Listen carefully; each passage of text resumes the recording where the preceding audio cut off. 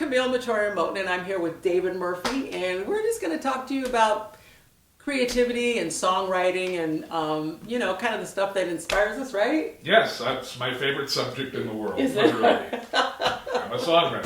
So. I know, you are. You're a great songwriter. And you're a great songwriter, too. Well, thank you. Hey, so I got some questions for you, and I think okay. you've got some for me. All right, yeah. All right, so here's my first one. As a singer and or actress, do you approach writing in a different manner? In other words, do you ever write for a character that you might imagine or characters you've seen before? Yeah, actually, I don't think I do. I think I've separated those things as far as characters and what I write in song. They really don't, I don't think that they have ever come together. So in general, it's you always singing the song and not a character. Yeah. That's really different from me, but that's... Yeah. I admire that. Well, I don't know if that's good or not, but that's the way it has transpired up to this point. I know you write a lot about your faith. Yeah. Is there anything else that, and I know we're going to do a very nice tune of yours here in a minute. Anything else that really inspires you or moves you to write about? I would say things that have to do with people's emotions inspire me, but almost always it kind of brings me back to a faith thing, you know. But I have written things that I haven't necessarily put into song that have to do with feelings and situations that we go through and how those emotions that we experience. But a lot of times it goes back to a faith, so... I don't know if that's an answer, but that's... Well, I know you view things a lot out of, and I admire this, the prism of spirituality. Right, yeah. So I can understand then why it's, I consider myself to be a spiritual person, but I don't really do that prism thing. Right, way. yeah. Everybody comes at it from their own direction, and right. that's kind of the beauty part, as they say. Yeah, exactly, right, yeah. You got any questions for me? I do. But you want to do the song now? Okay. Nice look. You want to tell them what it's called? It's called I Am Your Breath. Cool.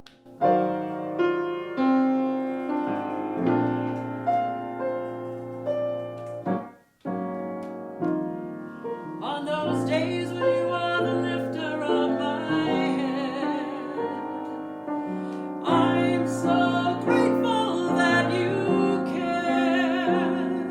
On those days when the world seizes my heart, I'm so thankful that you are there. When I go through this life, needing more than this life, you hold me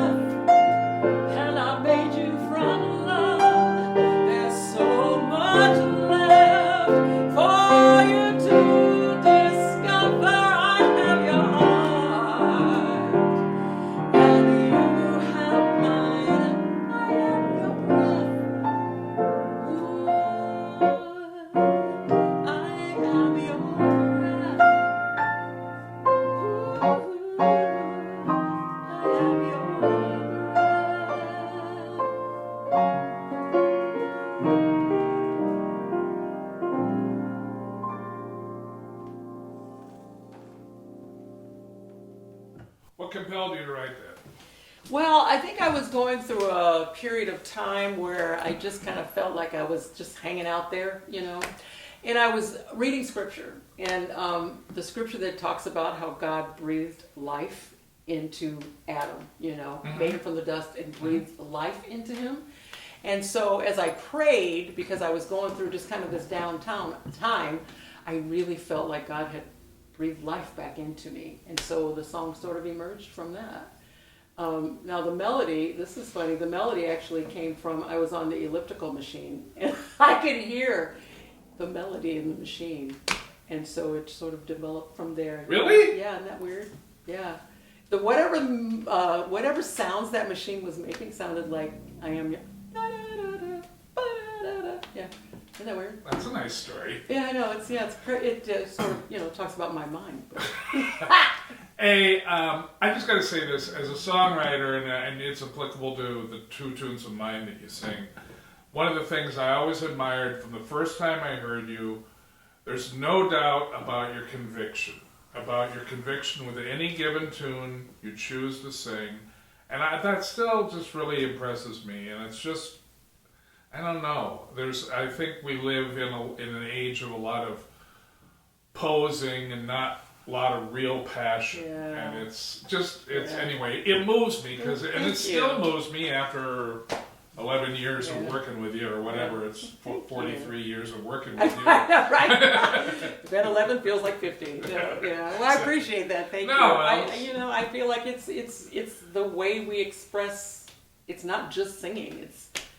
It's art. You know. It's the passion. But it's become a product to a lot of people. I know, right? So, Yeah. Anyway, I should probably get off on that rail. You want me to ask another one? Sure. All right, good.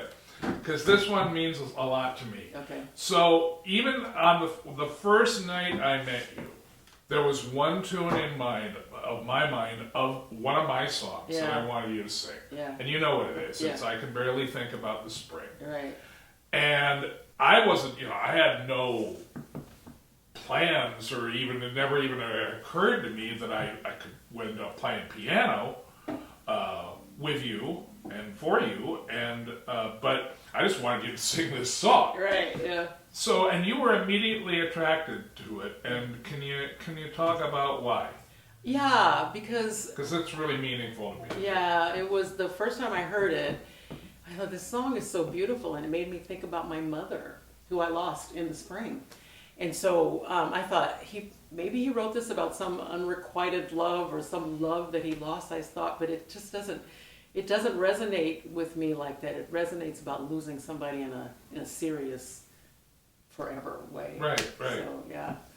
So I don't know if that's what came to my head. I think your interpretation made me aware of an aspect of the tune I had never thought about, which was the lyrics are, I don't want to say obtuse, but they're not loss specific. Yeah, right. So you viewed it again through a prism that I really hadn't even thought about. Yeah. I thought it was lost love, but after you talked about it and after your interpretation, I went, oh yeah, well that makes complete sense. Yeah. And it had never even occurred to me. Yeah. I mean, death changes life. Yeah. For those that are left behind. So, Yeah. Yeah. You want to do it? Sure. Cool.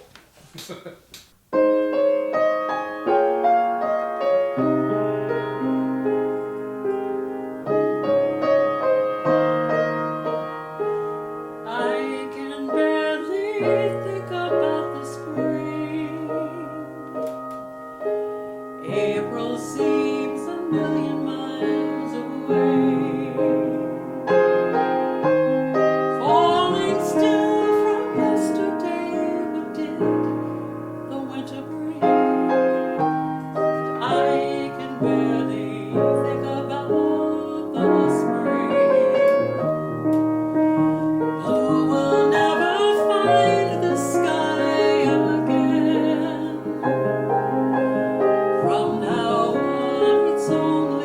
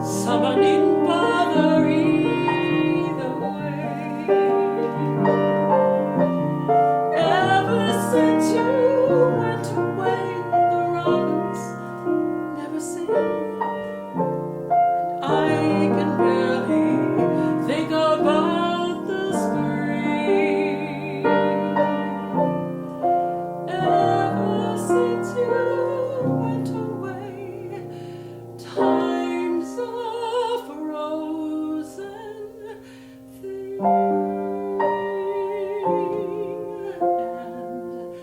I can barely think about the spring.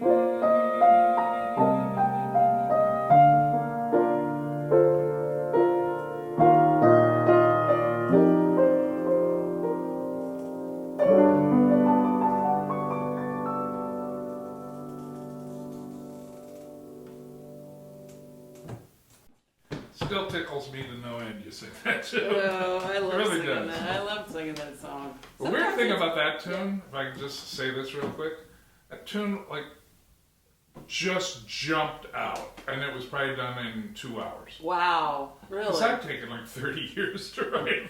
I know. You know what I mean? Right.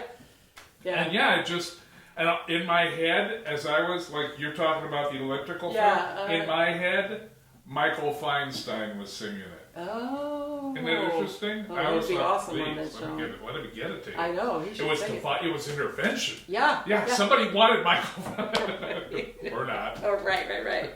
No, absolutely. Yeah, it's beautiful. It's gorgeous. You got a couple of questions, I think. I do. I have some questions for you. Where were you on the night of the 4th? Right. So, here's a question for you. So, how old were you when you first started writing songs? Oh. Good songs or songs? Because good Songs. songs, it's like a couple of weeks ago. Yeah, no, shut up. Songs. Just songs. Like, at what age did you feel that?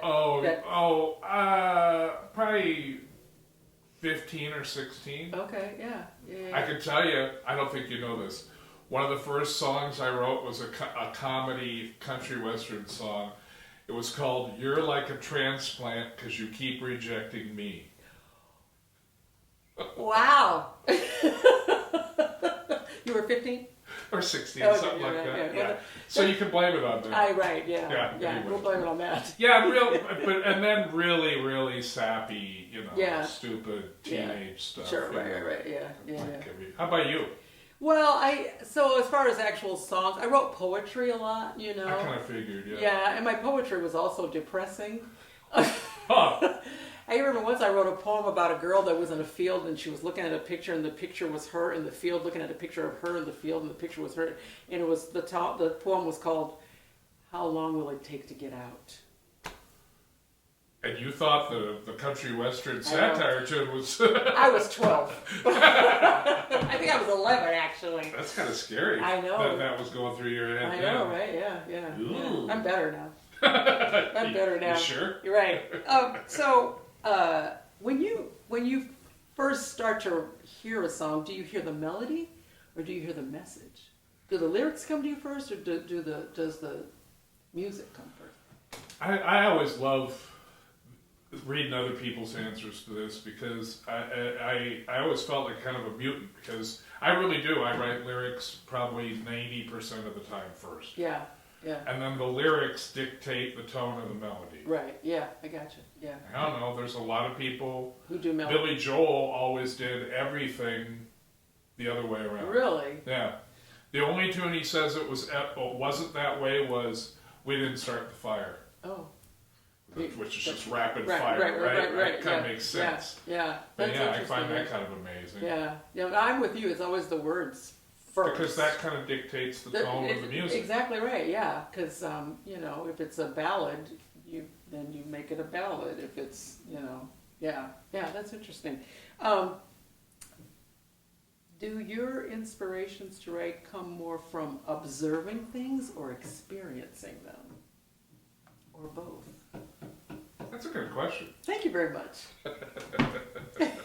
You should do this for a living. Well, I'm just write questions and ask. Cable TV for you. I'd say actually more observance. There's some from experiential. Yeah. Ooh, that's a good word. That's a $9 word there. Yeah. But mainly observance. And I've seen this from other writers too, where sometimes you'll observe something incorrectly Yeah. and that inspires, which I, Oh, yeah, I get that. Yeah, you know, yeah. or you'll hear something wrong and that inspires something or an idea or a Yeah. hook. Yeah. Really frequently for me it comes from the title. Okay. I hear the lyrical hook first and then I Yeah. build it, you know, because the Yeah. title is kind of Yeah. a big deal. It is a big deal. Yeah. Titles are big deals. Yeah. Yeah. Well, that's awesome. I have another question. I have some too. Do you feel more inclined to write about, or it probably just depends, like there's social justice songs and there's like relationship songs. Which one do you think you lean more towards? I tell you, absolutely relationship, but Yeah. I'd like to, especially in this age, Yeah. I'd like to work more toward social justice. Right, And, yeah. I mean, you know, you look at seminal albums like Marvin Gaye's "What's Going On," and what is that?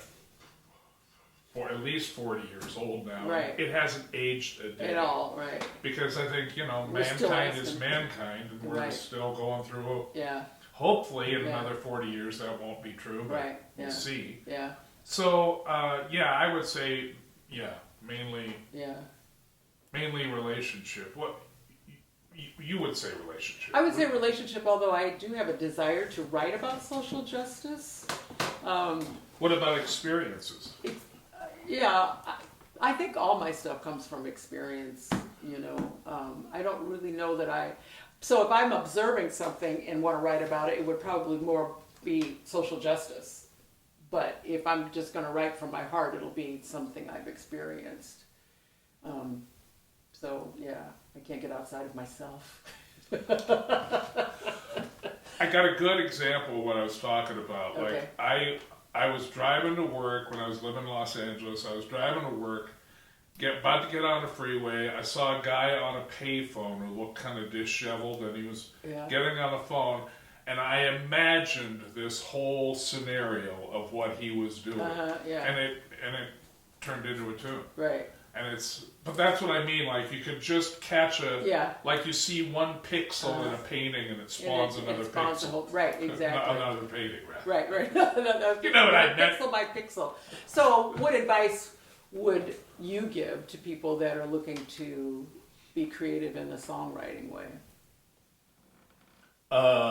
Read. You know, find. I mean, certainly reading can't hurt. Right.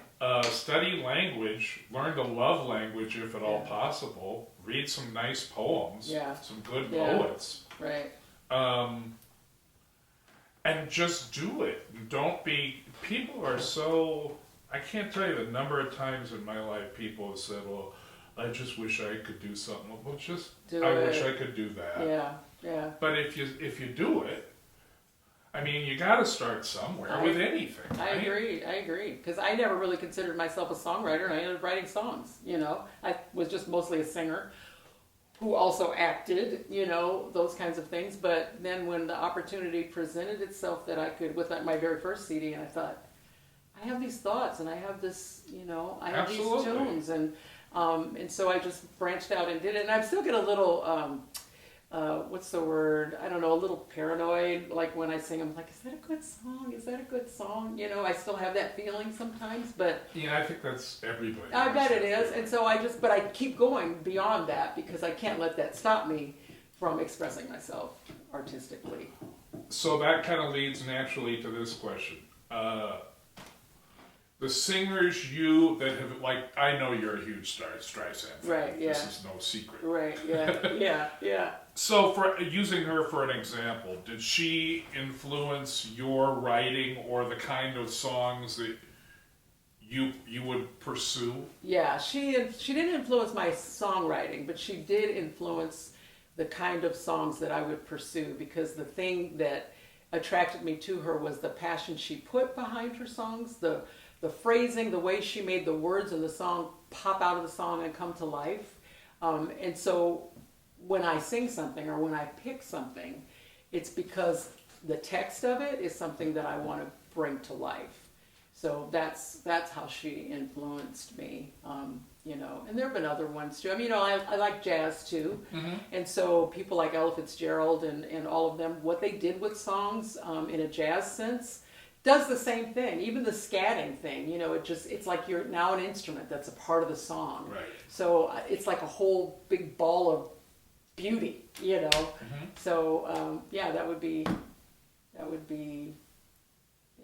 the answer to whatever that question was initially. How did the singers Yes, how did the singers that you influence. admire influence? Yeah. What about you? I think for me it was more of the songwriters who I admired influenced. Yeah. Because I absolutely glommed onto Randy Newman. I Yeah. absolutely glommed onto Bacharach and Yeah. Jimmy Webb and Yeah. James Taylor. Right. And I still hear influences every now and then of like, whoa, yeah, I Yeah. probably. And so I try to sometimes consciously veer away just Yeah. because, Just, right. like, okay, you've done that already, or somebody else has done that Right. enough. Yeah. Yeah. So I think it's more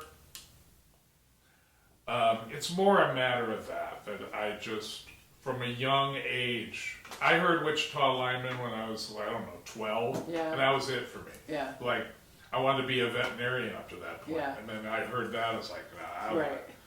look at that. Right. You know, Right. No, I get that. What's possible. Right.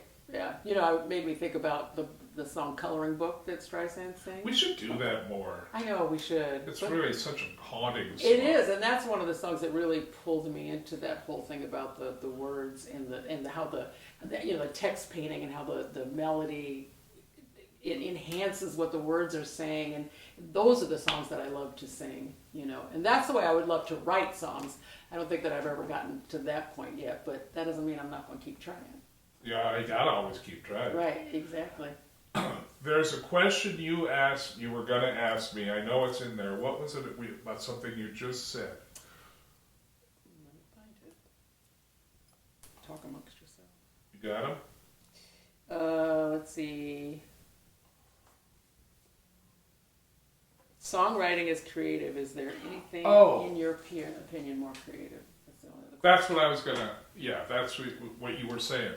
Those songs that grab you because the music and the lyrics are just such an unbelievably eloquent marriage. Right. Well, that's what I think about spring. Oh, that's right. Yeah, absolutely. I think that the melody enhances the words and the words enhance the melody. So your question, you sent me the questions, I didn't cheat. And I thought about it, and I other than, musical theater would be sort of songwriting then taken even one more notch, I suppose, because then it's theater and words and music and dance. Yeah.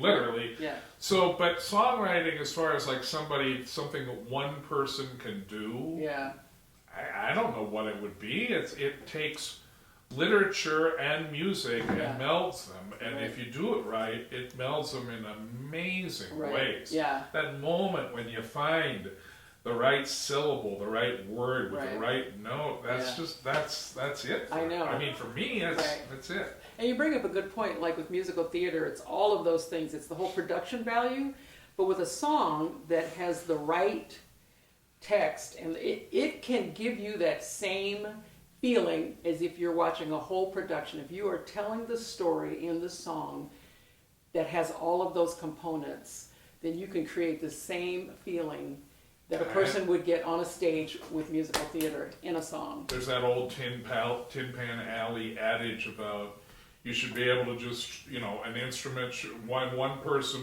one instrument, one singer, that should be enough to communicate the tune. Right. And, I still think that's true. I agree. They're stories. It's an individual story that. Again, I don't think that's quite as prevalent today as it used to be, but I'm hoping for a return. Right. We're holding on to, to the real deal. Dinosaurs in our midst. Right. Exactly. Well, thanks for sharing. Well, sure. I'm honored to be a part of this. Well, you're a wonderful songwriter, and go on.